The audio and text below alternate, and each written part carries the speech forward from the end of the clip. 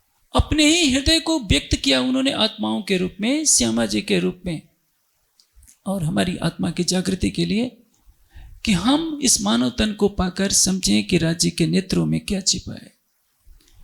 यह वर्णन हो रहा है, नूर भरे नैना निर्मल, प्रेम भरे प्यारे। प्रेम का सागर अपनी लहरों को सागर बना रहा है और बताता है कि देखो, जितना जल तुम्हारे अंदर है उतना ही मेरे अंदर है, हम तुम दो नहीं है। वह एक पुकार पर 10 बार जिजी करता है। हम जिस माया की दुनिया में बैठे हैं, ये आरोप प्रत्यारोप की दुनिया है। आप 10 दिन चितवन नहीं करेंगे, राज्य की शोभा नहीं झलकेगी तो क्या कह देंगे, या तो हमारा परम धाम से संबंध नहीं, या राज्य है ही नहीं, केवल कल्पना है, या राज्य हमारे साथ भेदभाव कर रहे हैं। 3 बातें कहेंगे। आपको ये पता नहीं है, वह ऐसा है जो आपके एक बार पुकारने पर 10 बार जीजी करने के लिए तैयार होता है। और ऐसा प्राणेश्वर जो हमारे जीवन का आधार है, हमारे प्रेम का मूल स्रोत है, महामती जी के धाम हृदय से अपने नेत्रों का वर्णन करवा रहा है कि उन नेत्रों में क्या भरा है, अनंत नूर। और अनंत नूर का तात्पर्य अनंत ओजस्विता, अनंत प्रेम, अनंत तेज, अनंत शोभा, अनंत सौंदर्य, अनंत एकत्व प्रकट हो रहा हो। क्योंकि जितना अक्षरातीत के हृदय में प्रेम होगा, उतना ही अक्षरातीत की अंगनाओं के अंदर प्रेम होना जरूरी है, नहीं तो वहदत का सिद्धांत समाप्त हो जाएगा। एकत्व का सिद्धांत कहाँ रहेगा। मैंने आपको एक संसारिक दृष्टांत दिया था। प्राणेश्वर अक्षरातीत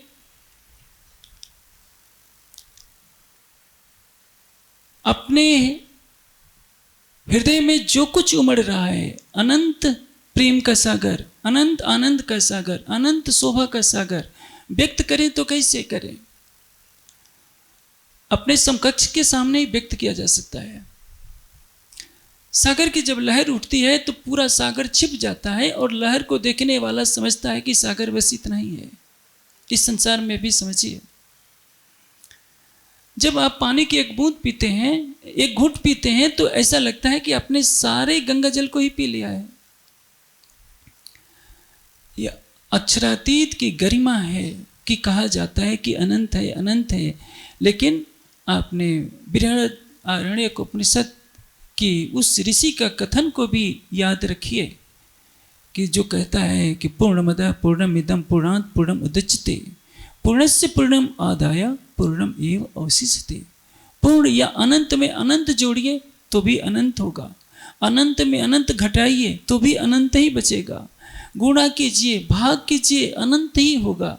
इसलिए अक्षरातीत का हृदय जब किसी ब्रह्मात्मा के रूप में क्रीड़ा करता है तो उसके अंदर भी उतना ही प्रेम होगा, उतना ही शोभा होगी, उतना ही आनंद होगा, उतना ही नूर होगा जितना कि राज्य के अंदर होगा। दोनों समकक्ष हैं तो प्रेम होगा। मैंने आपको दृष्टांत दिया कि आप घर के मालिक हैं, दादाजी हैं, आपके पास अरबों रुपयों की संपत्ति है। आप छोटे अपने पोतों से कहेंगे कि तू मेरे साथ खेल, तो कहेगा कि दादाजी पहले कंधे पर चढ़ा लो तो मैं खेलूँगा। आप कहोगे कि तेरा पिता कुछ कमाता नहीं है, मैंने करोड़ों की दौलत दे रखी है, डांट करके जैसे आप बोलेंगे आपको वो भी ठुकरा करके भाग जाएगा। आप उसके हृदय को नहीं खरीद सकते, क्योंकि हृदय के समकक्ष जब तक आप नहीं होंगे, अपना दिल दे लीजिए। जब तक आप हृदय नहीं देंगे, दूसरे का हृदय आप ले नहीं सकते। इसलिए प्रेम की पहली शर्त है स्वयं के अस्तित्व को मिटा दीजिए। इसके मिटाए बिना संसार में कोई कितना भी बड़ा योगी हो, तपस्वी हो, विद्वान हो, चक्रवर्ती सम्राट हो, प्रेम की तरफ कदम नहीं बढ़ा सकता। संसार में प्रेम क्यों नहीं है? सबका अहंग टकराता है। पिता सोचता है पुत्र को मैंने अपनी विरासत का उत्तराधिकारी, अपनी धन संपत्ति का उत्तराधिकारी बनाया है, तो इसको तो मेरे अधीन रहना पड़ेगा। पत्नी सोचती है कि मैं सेवा करती हूँ। पति सोचता है कि सारी कमाई मैं करता हूँ। गुरु सोचता है कि शिष्य को मैंने ज्ञान दिया है तो ये मेरा ऋणी है। शिष्य सोचता है कि मैं इनकी सेवा करता हूँ तो ये मेरे से बधे हैं। हर कोई अपना ही दवा करता है, कोई अपना दिल देने के लिए तैयार नहीं है। इसलिए संसार में घनिष्ठता तो होती है, प्रेम नहीं होता, क्योंकि कोई अपना दिल देने के लिए तैयार नहीं होता। किंतु वह परम धाम है, दो दिल है ही नहीं। वहदत किसको कहते हैं? वहदत कहिए इसको तन मन एक, किस जुदाई की जरा नहीं वहदत का वेशक, जिसको एकत्व कहते हैं। अनंत स्वरूप है, अनंत सखियां हैं, अनंत में सब कुछ है। आप मत सोच लीजिए जो आप चर्चनी में पढ़ते हैं कि यमुना जी पुखराज से निकलकर हौज गोसर में गिरती है, यहाँ से इतने लाख, ऐसा कुछ नहीं है। इंतहाई नहीं अर्शभूम का सब चीज़ों नहीं शुमार, किसी भी वस्तु को आप गणना में नहीं ला सकते। वह तो हमारी बुद्धि में आने के लिए, जैसे संपूर्ण गंगा जल को 100 ग्राम की शीशी में 100 ml की शीशी में भर दिया जाए और कहा जाए कि ये गंगा जी है, उसी तरह से अनंत परम धाम को परिक्रमा ग्रंथ में चित्रित किया गया है। और अनंत परम धाम कहाँ से प्रकट होता है? राज्य के हृदय से। और हृदय के भावों का प्रकटीकरण कहाँ से होता है? राज्य के नेत्रों से। इसलिए जब कहा जाता है कि नूर भरे नैना निर्मल, प्रेम भरे प्यारे, नूर से भरे हैं, प्रेम से भरे हैं, इसलिए इनके दो गुण विशेष रूप से दिख रहे हैं, अति प्यारे हैं और अति निर्मल हैं। आगे तीसरे और चौथे चरण में कुछ और बातें कही जा रही हैं। रस उपजावत रंग सो, रस और रंग दो चीजें होती हैं। अलग अलग प्रसंगों में इसका अलग अलग भाव लिया जाता है।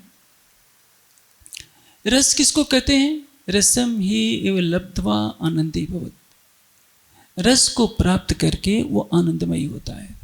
रस उपजावत रंग सो, रंग किसको कहते हैं? एक कवि ने कहा है, लाली देखन मैं गई हो गई लाले लाल। प्रेम रस उपजावत रंग सो,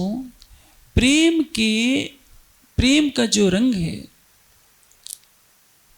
उसको यहाँ रंग कहा गया है। लाली मेरे लाल की जित देखूं तित लाल, लाली देखकर मैं गई हो गई लाले लाल। एक प्रेम करने वाला है, प्रेम का सागर, अपने हृदय से प्रेम का दूसरा स्वरूप प्रकट कर दिया, श्यामा जी के रूप में, सखियों ब्रह्मात्माओं के रूप में। और जब वो प्रेम के नेत्रों से नेत्र की दृष्टि मिलती है तो क्या पैदा होता है? आनंद का रस। आनंद कहाँ है? परम धाम में। संसार में कोई आनंद नहीं है, न था, न है, न कभी हो सकेगा। ऋषियों ने करोड़ों वर्ष पहले घोषणा कर दी है। कठोपनिषद के ऋषि ने तम आत्मस्थम ये अनपसंत धीरा, तेसाम सुखम शाश्वतम न इतरेसाम। अपनी आत्मा में स्थित होकर जिन्होंने उस सच्चिदानंद परमात्मा का साक्षात्कार किया है, केवल उन्हीं के पास शाश्वत आनंद हो सकता है। किसी के पास यदि कोई कहता है कि मैं आनंदमयी हूं, तो नहीं। आपके पास कितना भी धन होगा, एक दिन नष्ट हो जाएगा। यह सुंदर शरीर भी एक दिन नष्ट हो जाएगा। यौवन, धन और पद क्या है? आकाश में चमकती हुई बिजली के समान क्षणिक होते हैं। लेकिन इन्हीं को पाकर मनुष्य इतना उतावला हो जाता है कि अपने निज स्वरूप को भूल जाता है। जब आप इस संसार से परे चलेंगे, बेहद से भी परे चलेंगे, परम धाम में दृष्टि कीजिए, परात्म का श्रृंगार सजिए और अपने नेत्रों को राज्य के नेत्रों से मिला करके जब देखेंगे तो आपको पता चलेगा कि वास्तविक आनंद क्या है, वास्तविक प्रेम क्या है। इसको कहते हैं रस उपजावत रंग सो, मानो अति काम नगारे। सुंदर साहब जी, मैं भी आज तक टाइप करने वाले ने भी कामन गारे लिखा है। मैं सवेरे से सोच रहा था कि ये कामन गारे कहाँ से हो जाएगा। ये काम नगारे हैं, कामन गारे नहीं होता। कामन तो अंग्रेजी का शब्द है। पहले जो वाणी होती थी, सभी अक्षर मिला मिला कर लिखे जाते थे कागज की बचत के लिए। लेकिन किस शब्द को कहाँ से जोड़ना है, थोड़ी सी चूक होने पर उल्टा अर्थ हो जाता है। रस उपजावत रंग सो, मानो अति काम नगारे। काम किसको कहते हैं? आपने रास में काम शब्द पढ़ा है। कीर्तन में भी क्या कहा गया है अक्षरातीत को? प्रेम सिंधु काम। प्रेम का सागर है, काम का सिंधु है। तो आप तो गीता का तुरंत उदाहरण प्रस्तुत कर देंगे कि नरकस्य त्रिविधम द्वारम नाशनम आत्मना काम क्रोध तथा लोभ तस्मात् इतत्रयम् परिवर्जित। यह काम वह काम नहीं है। मोहे पीड़ित अति काम, मुझे काम पीड़ा दे रहा है। काम पीड़ा देने का तात्पर्य ये वैकारिक काम नहीं, काम करते होते चाहना। रस उपजावत रंग सो मानो अति कामन गारे। काम नगारे, नगारा का काम क्या होता है? अब नगारा तो सभी जानते हैं। नगाड़ा जब बजता है तो आवाज देता है, सबको पता चलता है। राज्य के दोनों नेत्र उस नगाड़े के समान है जो आवाज करके पुकार रहे हैं, परम धाम की आत्माओं मेरी तरफ देखो, मैं तुम्हारे लिए अपने हृदय में प्रेम और आनंद का, एकत्व का, सौंदर्य का अनंत सागर लाया हूं। तभी तो कहता है एक बार तो मुझे पुकार कर देखो, मुझे साथ करो। मैं माला के जप पर नहीं रीझ सकता, तुम्हारे भोग प्रसादों से नहीं रीझ सकता, तुम्हारे बागे वस्त्रों से नहीं रीझ सकता, तुम्हारे दंडवत परिक्रमा प्रणामों से नहीं रीझ सकता। तुम अपना हृदय देकर मेरी तरफ देखो, और यही कोई नहीं करता है। महामती जी की आत्मा के धाम हृदय में विराजमान होकर राज जी ने तारतम वाणी के एक एक शब्दों में अपना हृदय उड़ेला है। और इसलिए क्या कहते हैं? रस उपजावत रंग सो मानो अति काम नगारे। राज्य के दोनों नेत्र इस प्रकार ब्रह्मात्माओं की तरफ देखते हैं तो ऐसा लगता है कि उनके हृदय में हमें चाहत की पुकार ऐसी मच रही है जैसे दो नगारे आवाज कर रहे हों। नैनो नैन मिलाए के अमीर रस छत, अपने अंग रूहे जान के नेह नए नए उपजावत। नैनो नैन मिलाए के अमीर रस छत। अमृत की रसधारा कहाँ है? अक्षरातीत के हृदय में। संसार में अमृत तो था ही नहीं। स्वर्ग का अमृत जो समुद्र मंथन से प्राप्त हुआ, जो धनवंतर के हाथों में था, जिसके लिए असुर और देवता लड़ पड़े थे, वो तो आयु में वृद्धि कर सकता है, दीर्घायु कर सकता है। बहुत करेगा तो कल्प भर जिंदा रखेगा, और कुछ नहीं। उसके बाद कल्पांत तो होना ही है। न सूरज बचना है, न चंद्रमा, न आकाश, न ये तारे, न नक्षत्र, कुछ नहीं बचेगा। न स्वर्ग बचेगा, न वैकुंठ बचेगा, न निराकार बचेगा। लेकिन मनुष्य सोचता है, मनुष्य तो कभी सोचता ही नहीं। आजकल तो पता नहीं मनुष्य की अवस्था ऐसी हो गई है। कभी उद्घोष किया जाता है, उद्घोष किया जाता था, जीवेम सरदा सत्यम, पश्येम सरदा सतम, द्रक्षेम सरदा सतम, ब्रुवेम सरदा सतम। आज चलते फिरते पता नहीं कब क्या हो जाए। कच्चे घड़े के समान हमारा शरीर है, पानी के बुलबुले के समान शरीर है। लेकिन संसार में किसको पड़ी है कि वो अपने प्राणेश्वर अक्षरातीत को ध्यान में बसाए? और तो और संसार वालों के लिए तो क्षमा भी हो सकती है, हमारे लिए क्षमा नहीं है। क्योंकि संसार या तो साकार में भटक रहा है या निराकार में भटक रहा है। संसार को पता नहीं है वास्तविक सौंदर्य कहाँ है, वास्तविक प्रेम आनंद कहाँ है। हम सब जानते हैं, न जाने दर्जनों बार वाणी को पढ़ जाते हैं, चौपाइयों का गायन भी कर जाते हैं, लेकिन शब्दों में डूबकर अपने हृदय की पुकार नहीं सुनना चाहते कि अक्षरातीत ने हमारे लिए क्या कहा है। रस उपजावत रंग सो मानो अति काम नगारे। राज्य के दोनों नेत्र से जब प्रेम की लहर उमड़ती है, ब्रह्मात्माओं के नेत्रों से मिलती है, तो आनंद का ऐसा प्रवाह बहता है जैसे लगता है कि राज्य के दोनों नेत्र नगारों की तरह आवाज कर करके हर ब्रह्मात्मा को अपनी तरफ पुकार रहे हैं कि परम धाम की आत्माओं, तुम मेरी प्राण स्वरूपा हो, तुम मेरी प्राणेश्वरी हो, मेरे जीवन के आधार हो। सखे तमे मारा जीवन छो। एक चरण को याद कर लीजिए सुंदर साथ, तो माला का जप बंद कर देंगे। जिसका जप कर रहे हैं वो कह रहा है तुम मेरे जीवन के आधार हो, प्रीतम मेरे प्राण की अंगना आत्मरूर। कहने वालों को हमने तो एक देवता बना रखा है यहाँ, जिसके सामने बार बार मत्था टेक कर नवधा भक्ति का हम नाटक रचते हैं, फिर उसको हृदय से निकाल देते हैं। हमने कभी दिल नहीं दिया, दिल की आंखों से देखने का प्रयास नहीं किया, तो परिणाम क्या होगा? राज्य हमें एक देवता नजर आते हैं, जिनको खुश करने के लिए हम जैसे देवी के मंदिर में जाते हैं तो नारियल चढ़ा देते हैं। राज्य नारियल लेकर क्या करेंगे? उन्हें न भूख लगती है न प्यास लगती है।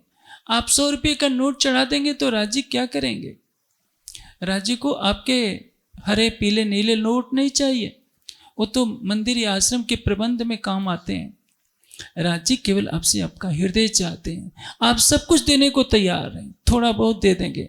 सब कुछ किसके लिए रखते हैं? परिवार के लिए, समाज के लिए, राज्य के लिए। नवधा भक्ति 5 मिनट में खत्म कर देते हैं, कोई आधे घंटे लगा देता है, कोई 1 घंटे लगा देता है।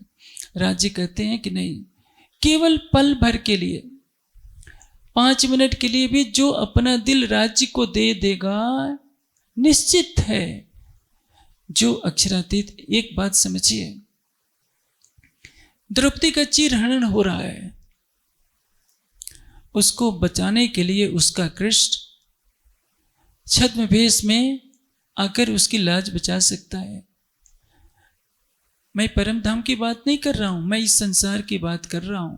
पौराणिक कहानी है कि ग्रह के प्रहार से गज को बताने के लिए यदि पौराणिक ग्रंथों में वर्णित भगवान विष्णु लक्ष्मी को छोड़कर अपने वाहन गरुण को छोड़ करके आ सकते हैं, तो आपका अक्षरातीत तो आपके हृदय में बसता है, प्राण की नली से निकट है। आपको विश्वास नहीं होता है कि आप सच्चे हृदय से पुकारें और वो दर्शन न दे? कभी नहीं हो सकता।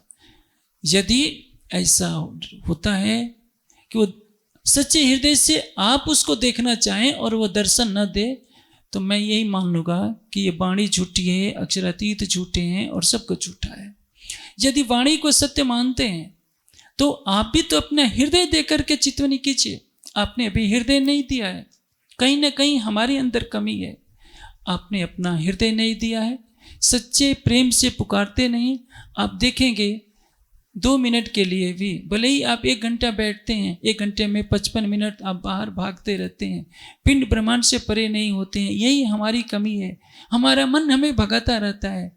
यदि 2 मिनट के लिए भी आपका हृदय जिस समय राज्य के प्रति पूरी तरह समर्पित होगा, प्रेम की रसधारा बहेगी, तो अक्षरातीत की भी शक्ति नहीं है कि अपनी छवि को आपके हृदय में अंकित न करें। इसलिए कहा है, जो मन की खटपट जब मिटे चटपट दर्शन हो। पंथ हुए कोट कला प्रेम पहुंचाए मिने पलक। मिने पलक का अर्थ क्या होता है? आंखों की पलकों के झपकने और बंद होने में जितना समय लगता है, उतने समय के अंदर राज्य का दर्शन हो सकता है, यदि प्रेम आ जाए तो। लेकिन प्रेम क्या हमारे अंदर है? नहीं। जब आया प्रेम सुहागी तो मोह जल लहरा भागे, माया का कोई अस्तित्व नहीं रहेगा। हम संसार में किसी से आसक्ति रखते हैं तो उसको प्रेम मत कहिए। प्रेम का अर्थ क्या होता है? आपने अपना हृदय दे दिया। संसार में सबसे बड़ी कीमती वस्तु क्या है? आजकल के संसार के रिश्ते तो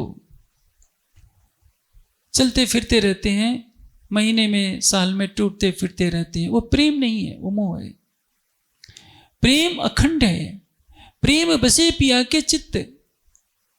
अक्षरातीत के हृदय में प्रेम का वास है, और उस प्रेम की सुगंधी पाने के लिए आपको अपनी परात्म का श्रृंगार सजना होगा। परात्म की भावना से आपको राज्य के नख से सिख तक की शोभा को अपने हृदय में बसाना होगा। इसलिए कह रहे हैं, रस उपजावत रंग सो मानो अति कामन करे। ऐसा समझना चाहिए कि राज्य के दोनों नेत्र प्रेम की चाहत के 2 नगारे के रूप में हमारा आह्वान कर रहे हैं। मैं हक देखूं, हक देखे मुझे ये 2 रस बरस भैया। आगे क्या कहते हैं? नैनों की गति क्यों कहूं, गुणवंते गंभीर। एक एक शब्दों पर हमें ध्यान देना होगा।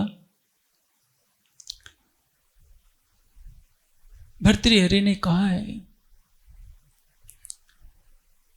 कि हाथियों के मस्तक को तलवारों से काटना बहुत सरल है,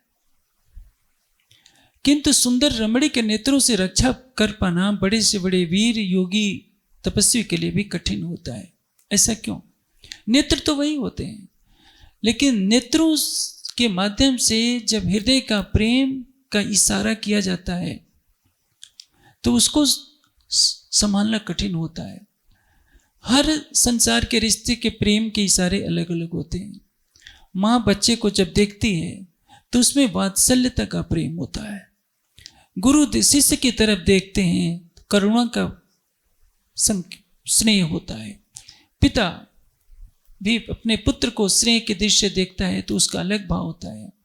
प्रियतमा जब देखती है, प्रियतमा और प्रियतम के जब नेत्र मिलते हैं तो उसमें नेत्रों के संकेत होते हैं, उसके भाव अलग होते हैं। दो मित्रों के नेत्रों के संकेत के भाव अलग होते हैं, सबके भाव अलग अलग है। लेकिन आप सोचिए, जो अक्षरातीत स्वयं को इतना लुटा चुका है, जो कहता है कि एक बार पुकारोगे मैं 10 बार जीजी करूंगा तुम्हारे आगे। सोचिए वह आपके लिए अपने हृदय में क्या रखा होता है। जब नेत्रों के संकेत होते हैं तो उस संबंध में ये चौपाई कहती है, नैनों की गत क्यों कहूं गुणवंते गंभीर। नेत्रों में क्या है? प्रेम की गहराई है। प्रेम क्या है? सागर से गहरा, हिमालय से ऊंचा, दूध से उजला, यह प्रेम है। दूध की सफेदी से अनंत गुना सफेदी किसमें है? पवित्र प्रेम में होती है, आत्मा और परमात्मा के प्रेम में। सागर की गहराई को आप नापने जाएंगे तो बिना वैज्ञानिक तकनीकी के आज डूब करके अपना अपने जाएंगे तो आप जानते हैं हिमालय की सबसे ऊंची चोटी 8,848 मीटर है, और प्रशांत महासागर जो सबसे गहरा महासागर है उसकी एक गर्त है, चैलेंजर गर्त, 10,000 कुछ मीटर है। जितनी एवरेस्ट की चोटी से भी ज्यादा गहरी है प्रशांत के महासागर की वह गर्त। आप डुबकी लगाकर कैसे नाप सकते हैं? लेकिन प्रेम तो इतना गहरा है, सागर की गहराई भी प्रेम की गहराई का मुकाबला नहीं कर सकती। हिमालय की ऊंचाई भी प्रेम की गरिमा को माप नहीं सकती। दूध की श्वेतता भी प्रेम की स्वच्छता पर प्रश्न खड़ा नहीं कर सकती। ऐसा है अक्षरातीत के प्रति हमारा प्रेम। और उन प्रेम के नेत्रों में कितनी गंभीरता का गुण है कि वह प्रेम अपने हृदय में 8 सागरों को समाया है।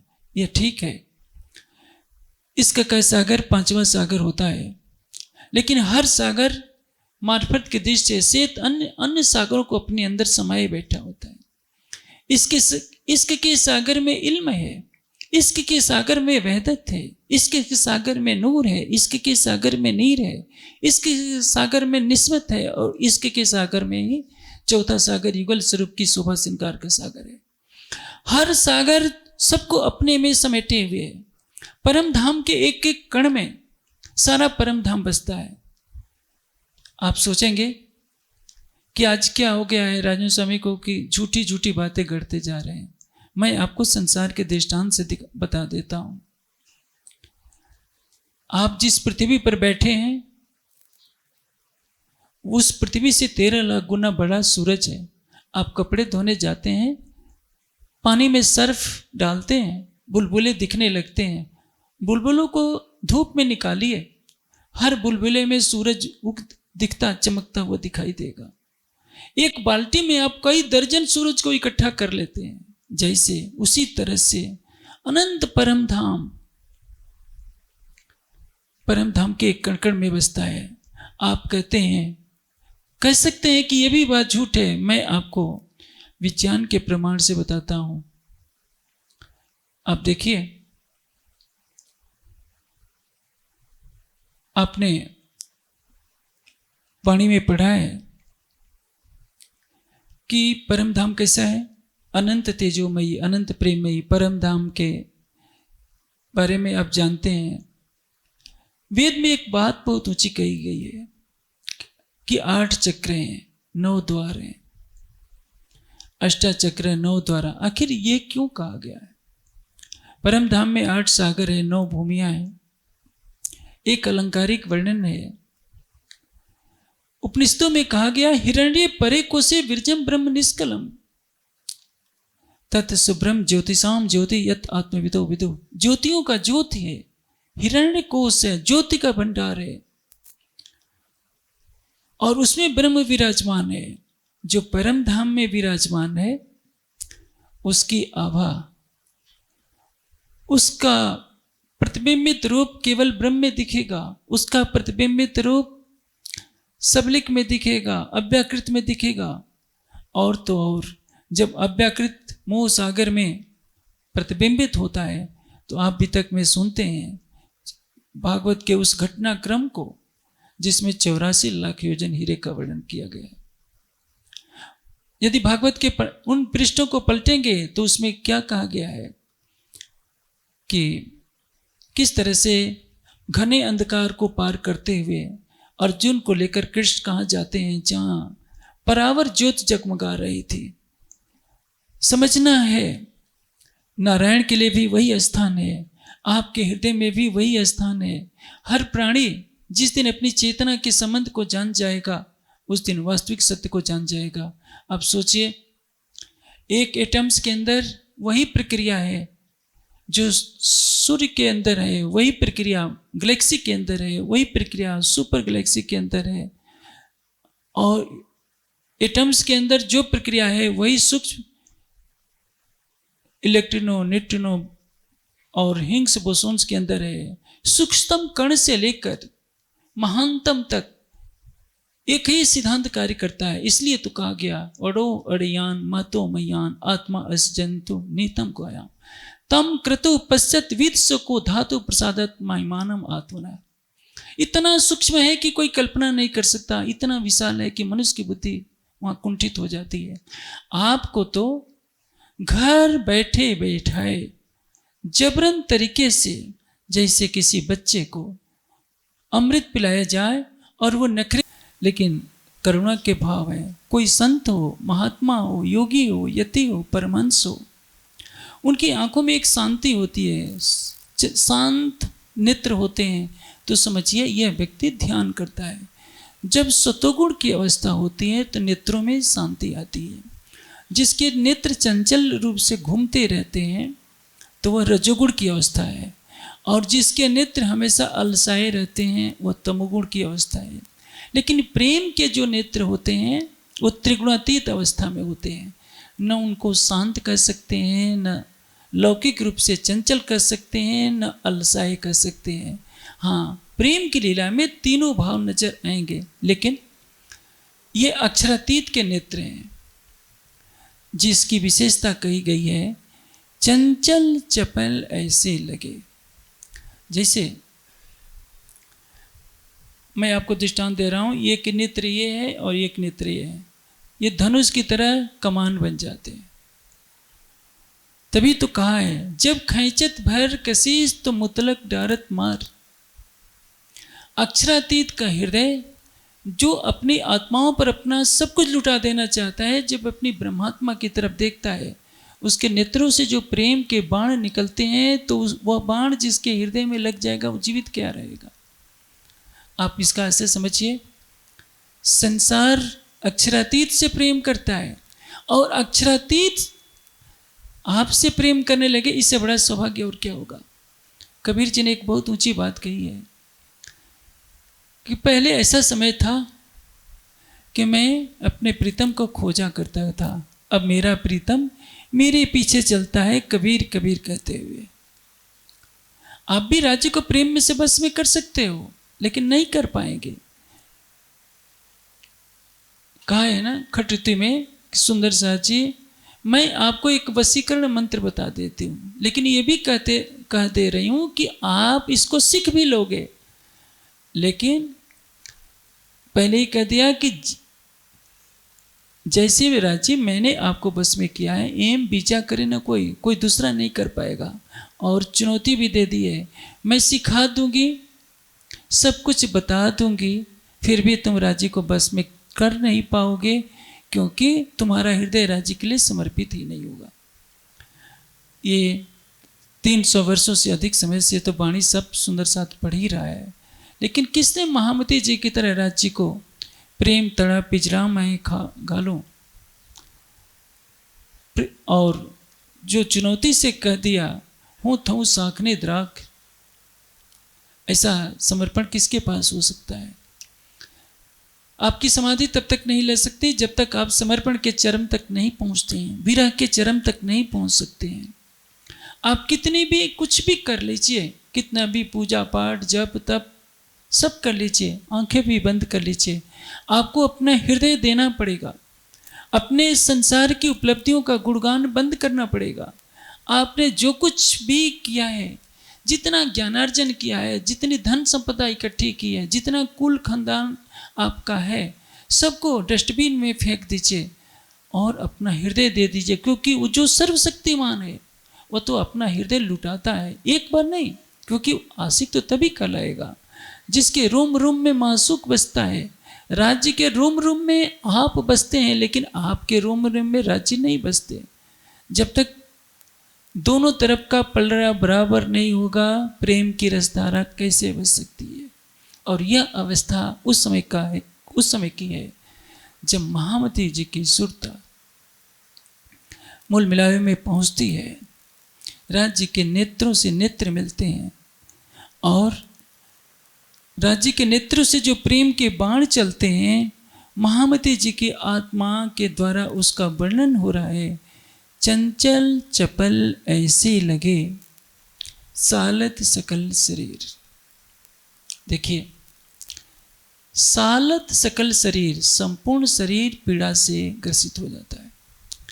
काल माया के ब्रह्मांड में पीड़ा होती है, परम धाम में पीड़ा नहीं होती, लेकिन यहाँ समझने के लिए सालत सकल शरीर है। जब किसी से घृणा होती है तो क्या कहते हैं, तुमको देखकर मेरे तन बदन में आग लग जाती है। दो कारणों से हृदय गति रुकती है, जानते हैं क्यों? किसी से बहुत घृणा हो तो हृदय गति रुक जाती है, किसी से बहुत गहरा लगाव हो, अचानक सामने आ जाए तो हृदय को संभालना बहुत कठिन हो जाता है। कोई शत्रु भाव रखता है तो बहुत पीड़ा देता है, कोई बहुत प्रेम रखता है और दूर है तो हृदय को वही पीड़ा कर देता है। राज्य के नेत्र जब ब्रह्मात्मा के नेत्रों से टकराते हैं, हृदय का प्रेम दूसरे हृदय में उड़ेला जाता है। इसी को कहते हैं साकी पिलावी शराब रूहे प्याले लीजियो, हक इश्क का आव भर भर प्याले पीजियो। राज्य का हृदय क्या है? प्रेम की सुराही। इश्क सुराही ले हाथ में पिलाओ अपने हाथ, अपनी अंगना जो अर्ज की तय दीजिए अपने ताओ। यह है राज्य के नेत्रों से जो अनंत प्रेम उमड़ेगा, वो ब्रह्मात्मा के हृदय में जाएगा। और ये सभी ब्रह्मशिष्टियों के लिए एक सुनहला अवसर है कि हर ब्रह्मात्मा रात्रि के अंधेरे में बैठ जाया करे, शरीर को भूल जाया करे, संसार को भूल जाया करे, परात्मा का श्रृंगार सजकर युगल स्वरूप के सम्मुख बैठे, राज्य के नेत्रों को स्वयं देखे। उसको पता चलेगा कि राज्य के नेत्रों से जो प्रेम का अमृत उड़ेला जाएगा वह सीधे उसके हृदय में जाएगा। इसको तारतम वाणी की भाषा में शराब कहा जाता है। माया की शराब क्या है? जब वो बनाई जाती है तो उससे बदबू आती है, उसको पीने पर दुर्गंध आती है। ये तो सड़ी हुई शराब है, चाहे फलों के जूस से बने या महुए को सड़ाकर बने, दुर्गंध सब में होती है। और यह शराब मनुष्य को राक्षस बनाती है।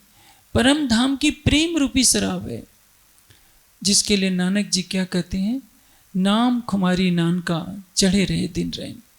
संसार की शराब का नशा तो कुछ घंटों में उतर जाता है, राज्य के प्रेम का जो नशा होता है कभी नहीं उतरता, शरीर के छूटने के बाद भी नहीं उतरता। इसलिए माया की शराब खरीदने के लिए पैसे चाहिए, परम धाम की शराब खरीदने के लिए हृदय का समर्पण चाहिए। राज्य का प्रेम पाने के लिए आपको अपना हृदय देना होगा, शरीर और संसार से परे होना होगा। तो आपको ये पता चलेगा कि नेत्रों का प्रेम जब हृदय में प्रवेश करता है तो सालत सकल शरीर, पूरे शरीर में एक प्रेम की पीड़ा आभास होती है कि मैं अपना सर्वस्व इन पर लुटाऊं। देखिए, आप इसको एक दृष्टांत से समझिए।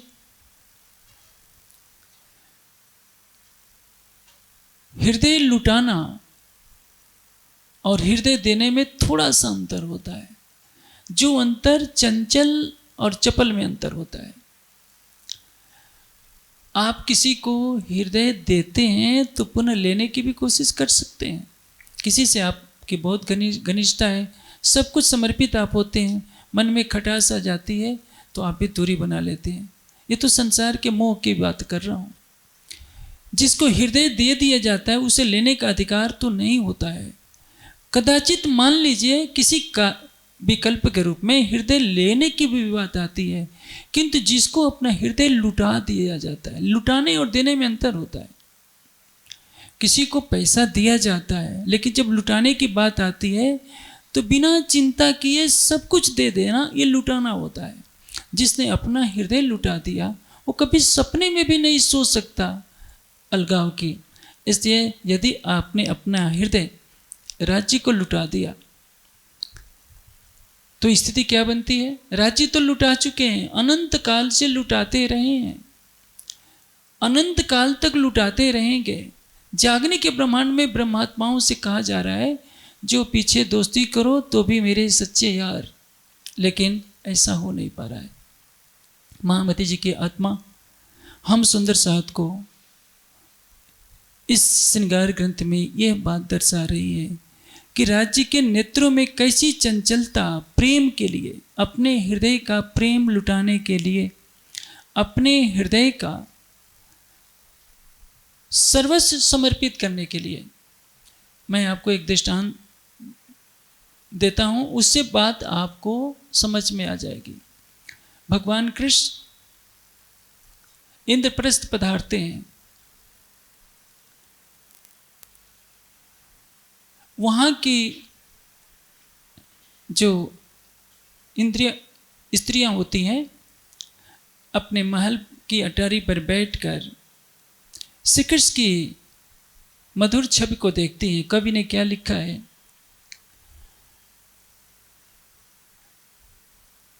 ऐसी मृद मुस्कान न देखी सचमुच गोविंद सम गोविंद। ये तो 11 वर्ष 52 दिन की लीला का वर्णन नहीं है, योगेश्वर श्री कृष्ण की मृद मुस्कान का वर्णन है। संसार वालों के लिए वही बहुत है कि पूरा इंद्रप्रस्थ श्री कृष्ण के अमित अलौकिक सौंदर्य पर रिझ जाता है, उनकी मृद मुस्कान पर रिझ जाता है। और पूरा ब्रज तो श्री कृष्ण की रूप माधुरी पर इतना लट्टू है। और तो और नंद यशोदा तो अपनी जान छिड़कते हैं, ग्वाल बाल भी अपनी जान छिड़कते हैं, यहाँ तक कि ब्रज की गौवें भी श्री कृष्ण के एक इशारे पर भागी भागी आती हैं। तो आप सोचिए, राज्य के परम धाम के नेत्रों की तरफ आप देखेंगे तो आपको क्या नहीं मिलेगा। चंचलता, चंचल चपल का तात्पर्य क्या है? चंचल शब्द का प्रयोग इसलिए किया गया है कि यदि आप राज्य के नेत्रों की तरफ देखना चाहेंगे तो राज्य के नेत्र जरा भी देर नहीं करेंगे। आप एक कदम आगे बढ़ाएंगे, राज्य 1000 कदम आगे बढ़ेंगे। चपल उसको कहते हैं कि जब नेत्रों से नेत्र मिलते हैं, नेत्रों से हृदय के भाव जब आत्मा के परात्म के तन में आते हैं, या आपकी आत्मा परात्म का श्रृंगार सजकर राज्य के सम्मुख आएगी, तो उसमें एक चपलता है, कहीं आलस्य का प्रमाद का नहीं। इसलिए चंचल चपल में थोड़ा सा सूक्ष्म अंतर होता है, जैसे हृदय देने में और हृदय को लुटाने में होता है। मैंने जो कि श्रृंगार ग्रंथ की ये 5 चौपाइयाँ गाई थी, 2 चौपाइयों की व्याख्या की है। श्रृंगार ग्रंथ में जहाँ 2200 से संभवतः अधिक चौपाइयाँ हैं, एक एक चौपाई बहुत कुछ कहती है। हमारी आत्मा का अखंड आनंद इन चौपाइयों में भरा पड़ा है, इसलिए तो इसको महाश्रृंगार कहते हैं। हमें मारिफत की अवस्था में ले जाने वाली यह वाणी है कि हम शरीर से परे होकर अक्षरातीत के हृदय में डूबकर उस कथन को चरितार्थ करते हैं कि जानत तुम्हें हो जाए। उनको जानने वाला उनके जैसा हो जाता है। तुलसीदास जी ने यूं ही नहीं कह दिया। अब आप यदि तारतम्य ज्ञान का प्रकाश पा गए हैं तो उस प्रकाश को संसार में फैलाइए, अपने हृदय को राज्य के प्रेम में डुबोइए और सारे संसार के लिए खुला आह्वान कीजिए। अब रोने गाने का समय नहीं रह गया, अब नकारात्मकता का समय नहीं रह गया। अब समय है सारे संसार को परम धाम के प्रेम में डुबोने का, सारे संसार को अक्षरातीत की पहचान देने का और सारे संसार के लिए प्रेम, शांति और आनंद का द्वार खोलने का। अब समय स्वीकृति नहीं देता, मैं अपने वचनों को यहाँ विराम देता हूँ।